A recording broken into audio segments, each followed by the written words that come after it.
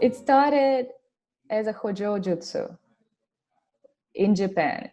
Hojo Jutsu was the art of tying for samurais who were tying the enemies. But earlier, it actually came from Korea, because Koreans were tying their prisoners with elaborate knots. And Japanese people saw it. And they, of course, took it to Japan and decided that they can make it better, I guess, which happens a lot in Japan in general. They take foreign things and they make it Japanese. And they made Hojo Jutsu out of some Korean tying, which I'm not very aware about. So this Hojo Jutsu was alive for quite a while, and samurais were using it. There are still some schools of martial arts that teach Hojo Jutsu. Not many though, because there's less and less masters of that stuff because it's not needed anymore, right? It's just because they don't want the tradition to die. And you can find some videos on YouTube with masters doing Hojo Jutsu. They are not very clear, but you can see that it still exists and so somebody's teaching it.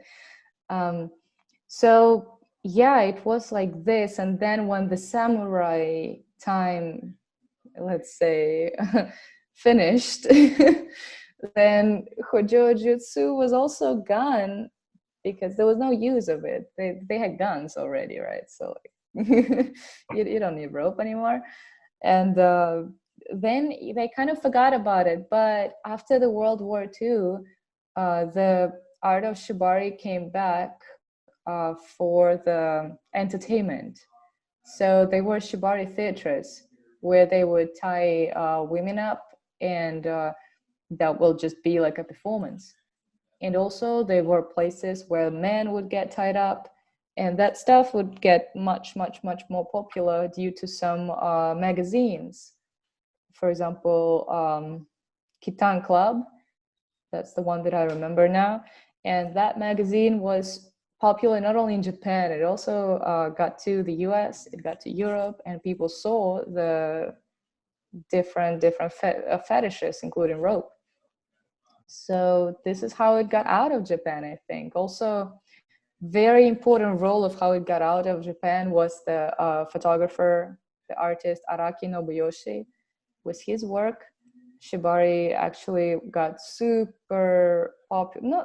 Not super popular, but more popular in other countries because he talked about the different not layers. I forget English. So different sides of life in Japan. And he took pictures of like prostitutes, he tied them up, and he wanted to show the reality. And yeah, that got him famous.